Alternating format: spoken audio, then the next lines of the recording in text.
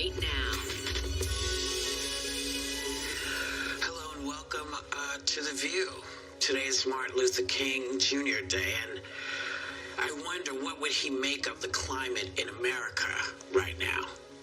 It's a little over a week since domestic terrorists stormed the Capitol, and the New Yorker released footage from veteran war correspondent Luke Mogensen.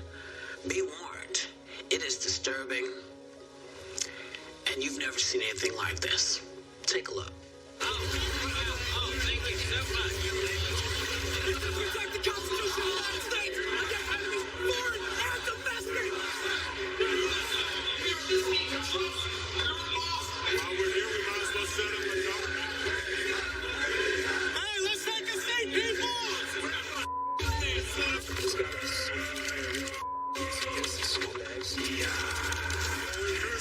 He wants to do this, so I think we're good.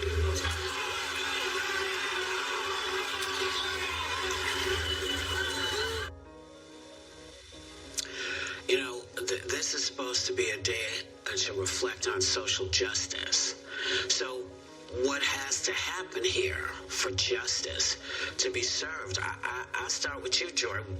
How can we make this a day about social justice? I don't know how we can do it. I think that if these people like Hawley and Trump and Cruz and the rest of them would admit to the American people that Joe Biden won this election by 7 million votes, I think you might have some semblance of peace. They won't do it. They won't do it. It's like, why won't you just admit the truth? Go out there and say it. All that Trump has to do is say to his cult, he won. He won. I did not win. Just say it, and that might stop it. But Martin Luther King said there can be no justice without peace, and there can be no peace without justice. So you could extrapolate that right now to say that there can be no peace without accountability. These people need accountability. They need it in courts, and they need it in the public opinion, and they need it on Fox News and places like that. That's where the truth and the has to come out, and that's where the unity will come out. You know that Lindsey Graham? I mean, he is really a deplorable case. This guy, he is accused of committing a felony when he asked the Attorney General of Georgia to toss out ballots. He needs to be held accountable for that. I'm sorry.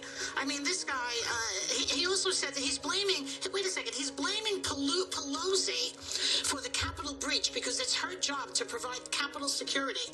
Really? Is it my job at The View to maintain security? I don't think so. Is it yours, Whoopi, because you're the moderator? No. No. Who knows if it is? But what do you think, Megan? What is the way to find some connection here with both sides on this Martin Luther King Jr.'s birthday?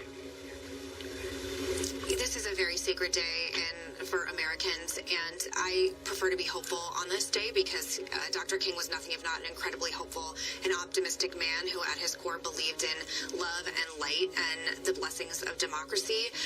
If there's anything I have learned personally in the past year in 2020, it's just how deep and intense the original sin of slavery in America is. And I think for a lot of people, myself included, this summer with the Black Lives Matter movement and all of the murders of unarmed Black men has been I wouldn't say a wake-up call because obviously we are all well aware that racism still exists in the country, but I think for me the pain, we haven't done the healing and the work since Dr. King's assassination that we really should have and need to continue doing.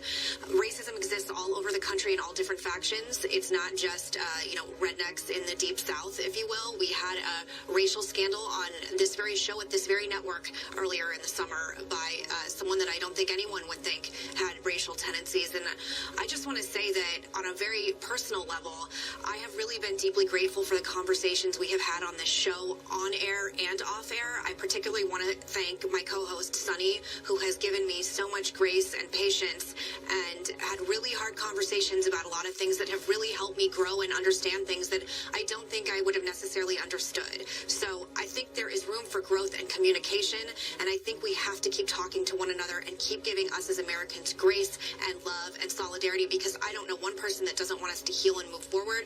And as Condoleezza Rice said, one of my personal icons and heroes, all of us have to take a hard look at what we are contributing to racism in this country. And I believe that I am making my best attempt at doing that. And I implore every other conservative and Republican to do that as well, because there isn't this much pain and anguish and protesting if there isn't real deep-rooted pain that hasn't gone unaccounted for. And we will be right back with more Hot Topics. And throughout the show, I want to shine a light on some people you may not have heard of, who are the next generation of leaders continuing Dr. King's legacy of changing the world.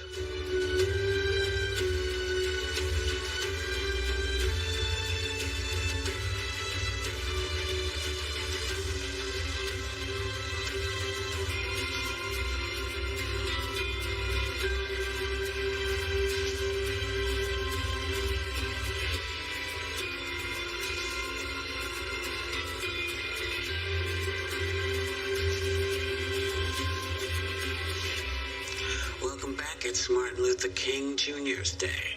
So how can Dr. King's approach to activism help the mess in the country right now, Sonny? What's your thoughts? Well, I think we have a lot to learn from Dr. King's legacy, but I also want to mention, I thank Megan for what she said, because we have had those really difficult conversations about race, and those are conversations that people just aren't open, unfortunately, to having, and those are the conversations that lead to healing. Remember, I remember the time when someone like Jamel Hill, who came forward and called Donald Trump a racist and lost her job because of that, received death threats because of that. I remember Colin Kaepernick getting canceled because he stood up for people and stood up for the police brutality that black men were experiencing. And remember that Dr. King was called an enemy of the state, was trailed by the FBI, was called a troublemaker because he was talking about race, talking about the evils, the three evils, which in 1967 for him were racism, poverty, and the war in Vietnam. And we still are suffering from those three evils, maybe in a different way, because we still are suffering from the scourge of racism and police brutality. We're suffering from economic disparity and poverty, and we're certainly suffering from this evil pandemic. And Dr. King in 1967 again said, there's been some progress, but we must not allow this progress to cause us to engage in a superficial, dangerous optimism. And I think that is what happened to us. I think we saw that, we're going to have the first female vice president who is African American and Southeast Asian. And we saw such promise with Georgia, turning blue. We saw such promise. And then on January 6th, we see that white supremacy is very much so alive and well. We saw that. We saw an insurrection in our nation's capital. We saw that there are people, just like Dr. King said, that they'd much rather have white supremacy rather than this multiracial democracy that he wished for. So I would say that in order for us to really live out his legacy, his dream, is that we must demand truth before unity. And I saw today, unbelievably, in my view, Ted Cruz, Kayleigh McEnany, Ronna McDaniel, Melania Trump, quoting Dr. King, tweeting Dr. King. Those were the same people that were like Melania Trump with this birther lie, the Ted Cruz with challenging, the Electoral College, Kayleigh McEnany, just over and over again with her propaganda. How dare they try to quote Dr. King on the celebration of his birthday when they enabled a racist president causing this insurrection and attack on our democracy. So while we have some progress, we just have such a long way to go, Whoopi, such a long way to go.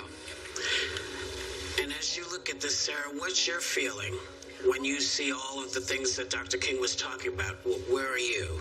Well, typically any mention of Dr. King kind of raises my hope and my outlook. But as I sit here today on the heels of the weekend, having seen that New Yorker footage, I hate admitting this because I'm a hopeful person. I am feeling more hopeless. And I think a lot of that's because that footage makes it so undeniably clear how much of this insurrection was based on a white nationalism and on racism. And I think when I think about that, you see the nooses, the symbols they used, the language they used, and I sat there and I actually got nauseous watching it.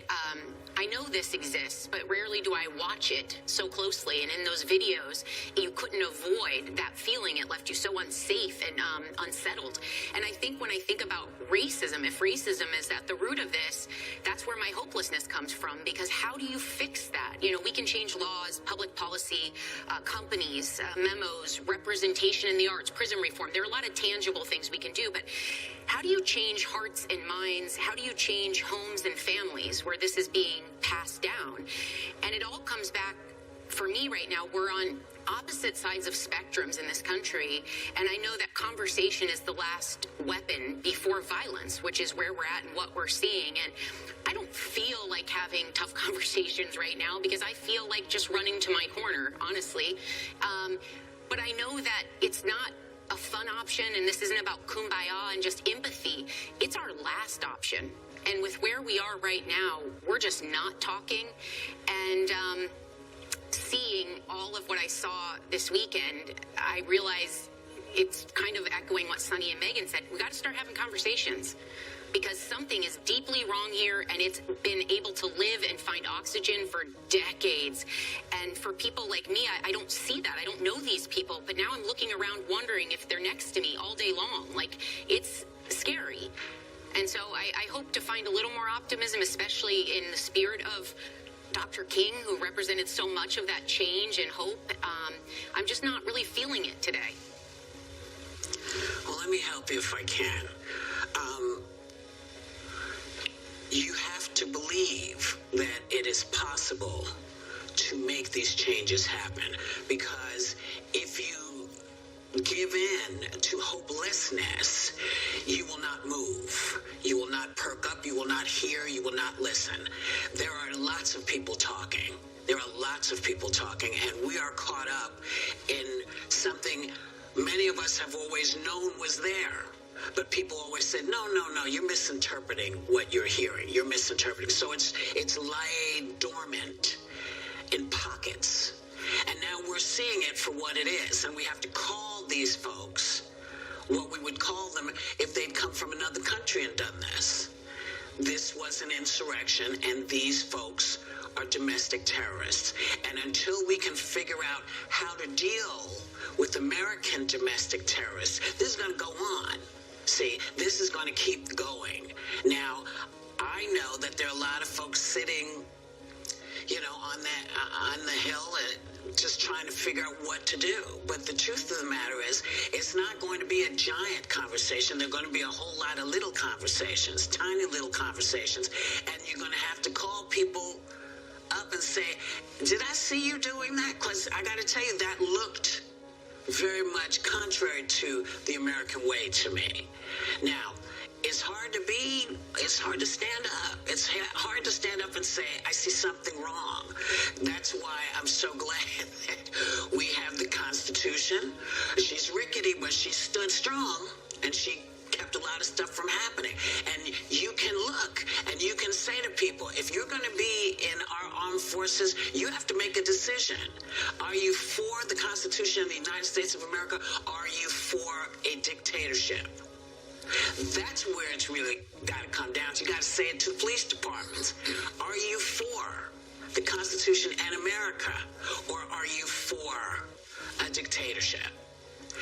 And you got to weed people out, and it's going to be hard because they're going to look like your next door neighbor. It's not going to be nice, but it'll be better for the country. And maybe it will help people rethink really where they stand. Or maybe it won't. We'll never know unless we try. We'll be right back. Up next, Congresswoman Cori Bush is live to talk about bringing her activism into the House by making a statement on the floor and not masking her feelings about President Trump, the white supremacist in chief.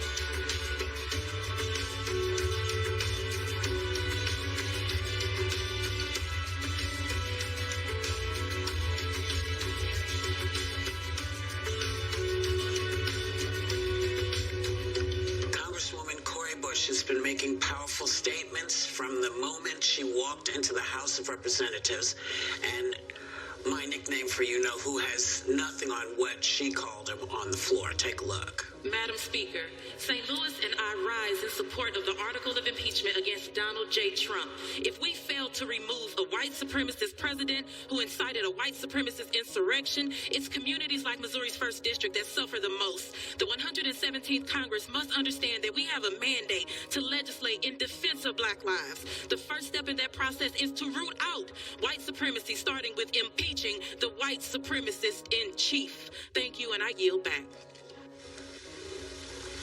Please welcome Congresswoman Cori Bush. Good morning. Welcome to The View. I am sure that this is not how you expected your first 2 weeks on the job to be. You were sworn into Congress on January 3rd, the Capitol on you were at the Capitol on January 6th when the siege occurred, and voting then for historic impeachment a week later. How you doing? It's like a whirlwind marriage, almost.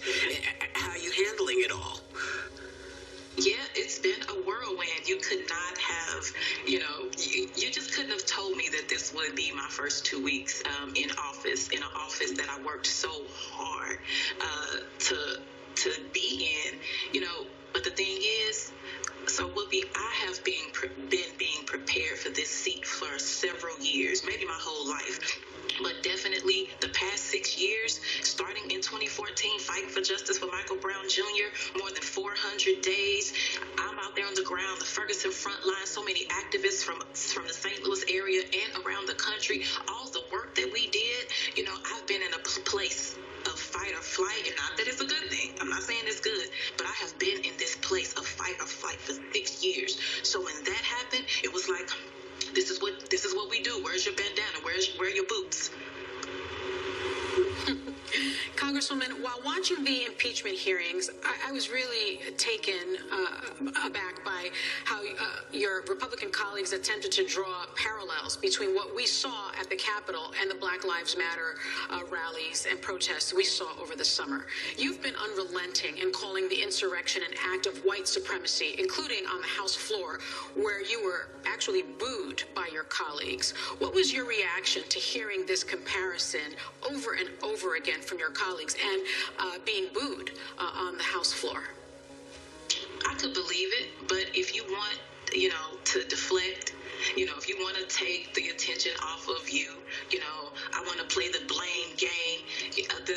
It is sad, though, that we're talking about actual leaders, people who have man-given authority, and these people are supposed to represent approximately 750,000 people who look like me, who look like you, are Black and brown and community members, are Native American community members. And this is what you think? When I called out white supremacy, first of all, it had to be done. We can no longer, and not saying that we always have, but from the floor, from the House floor, we cannot sit back and allow a president to come against our democracy. And not only that, he has emboldened so many other leaders and elected officials and community members to do the same. So what do? You take it from here, and that's what I did. We'll call you exactly what you are. You're a white supremacist president, white supremacist in chief, and only for a few more days, when we coddle this thing, that is why we're in the position we are now, today. And the other thing is, when they booed me, I was like, oh, okay, we're good. Because you know what? You heard me. You weren't on your phones. You weren't having conversations. Oh, you heard every word I said, and your colors showed. You showed us how you really feel about it. You want to hold white supremacy. That's right. Well said. Now, you introduced your very first piece of legislation last week. It calls for potentially expelling the 139 House Republicans who voted to overturn the election, considering only 10 Republicans had the fortitude to break rank and vote for Trump's impeachment. Now, do you have any hope that his enablers, and there are so many in the party, will actually face any consequences? Oh, yes. Absolutely. Absolutely. I believe they'll face consequences now. How long will it take? What those consequences can be? Hopefully we can start with having them expelled, but then later on, for those, if, after an investigation, for those that need actual charges against them, I hope that happens, because you actually opened your mouth and raised your hand and swore an oath. You swore an oath to defend this Constitution, but instead you would rather attack the democracy. You want to attack our democracy just a few days away from your sworn oath. And Section 3 of the 14th Amendment says that, first of all, you cannot give comfort. You cannot give aid, in this type of way. And so since they decided to do that, you cannot be a representative, you can't be a senator, and you can't be a president. I won't back down on it. We have more than 50 of our colleagues that have signed on, and many more are talking about it. So we're moving forward. If we don't present it, how does it happen? So yes, that was my first piece of legislation.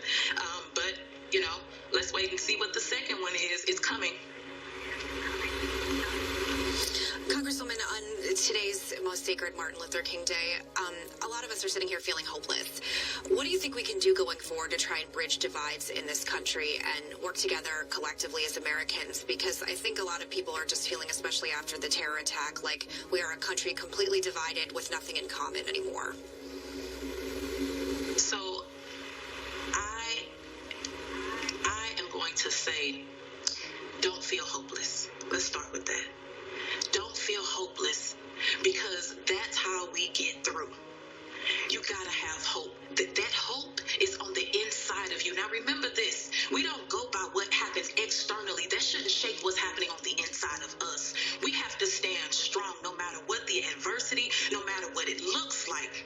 Our faith has to be the core of everything that we do, and our faith in action is how we make change. And so when I think about when I was sleeping in the car with my two babies and my partner, and we were moving that car around St. Louis because we didn't have a home, I didn't lose hope. I was hurt, I was tired, I was humiliated, I was burdened, I was oppressed, but I didn't lose hope.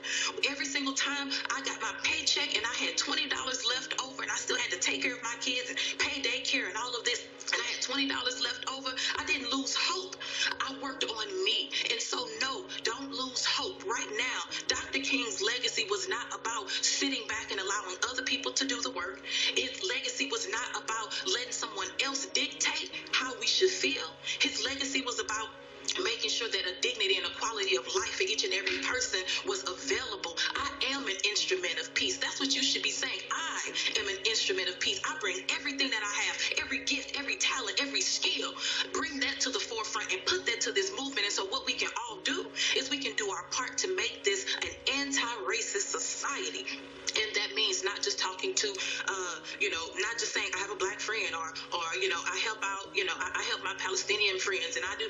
No. We're talking about talking to your friends and then your block, talking to the people in your religious affiliation or your groups, whatever you're doing, talking to them. You're at your job, at the company you own, making the effort, putting some real intention behind making this an anti-racist country. And so and how are we also doing that? We got to make sure people have health care. Every single person deserves health care. Hold on, because you're on fire, and I don't want you to dim that flame. We're going to go and come right back, because we have more questions for you. We'll be right back. Thank you.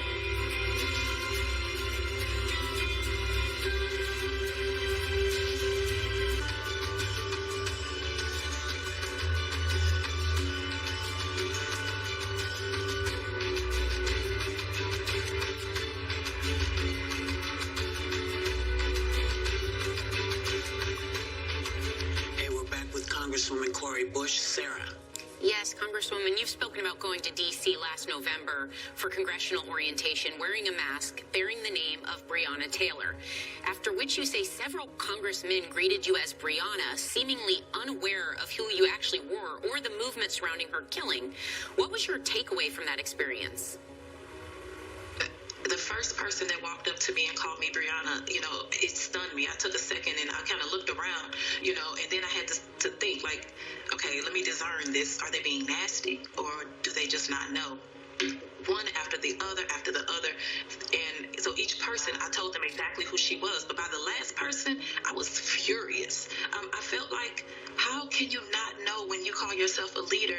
And this has affected our entire country and other places in the world. Where have you been? And who do you actually serve? Congresswoman, in just 2 days, Vice President-elect Kamala Harris will be sworn in as the first black female vice president of this country. What does that mean to you personally and for the country as a whole? My daughter, it makes me think about my daughter. So she saw a lot of hardship that we went through as she was growing up. But then she saw her mother go from an activist and become a congresswoman. But she not only now knows that she can be a congresswoman, she knows she can be vice president or president of the United States right in her face. That, I can say, it has my heart completely full. It's a magnificent thing. Thank you, Congresswoman. Please feel free to come and talk to us anytime you're in the mood. We'll be right back. Thank you. I just wanna live. Keedron Bryant is the 13-year-old activist whose viral hit became a rallying cry for the Black Lives Matter movement. And he's giving a powerful performance of I Just Wanna Live next. You know that I can live. God protect me. I just wanna live. I just wanna live. Welcome back. One day after the tragic death of George Floyd, 13-year-old Keedron Bryant made the powerful statement, I just want to live, in a song he wrote with his mom. The video has been viewed more than 4 million times and has become an anthem of the Black Lives Matter movement. Here with a special performance of I Just Want to Live and I Know I've Been Changed in honor of Martin Luther King Jr. and all those fighting for racial equality is Keedron Bryant and rapper Simba. I just wanna live. God protect me. I'm a young black man, doing all that I can to stand. Oh, but when I look around and I see what's being done to my kind, every day I'm being hard to this prey. My people don't want no trouble. We've had enough struggle. I just wanna live. God protect me. I just wanna live. We have come too far. We have made too much progress. And we are not going back. We are going forward. I know I've been changed. I know I've been changed. I know I've been changed. You know the angels in heaven sign my name. Well, tell me, what are we supposed to do? We've been marching instead of shooting since Martin Luther. Our neck's been in nooses that's never loosened. Our freedom seems elusive. We're due for a revolution. Can't find a single solution within this crooked constitution. Well, it hasn't been that long since you acknowledged me as a human.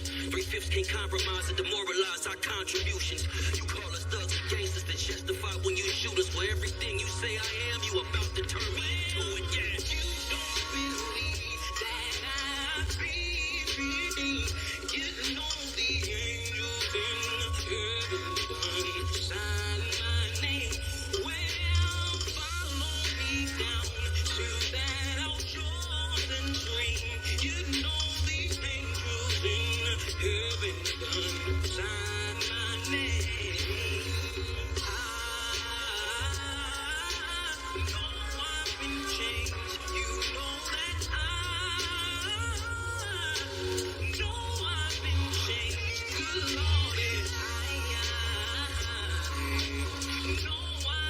change.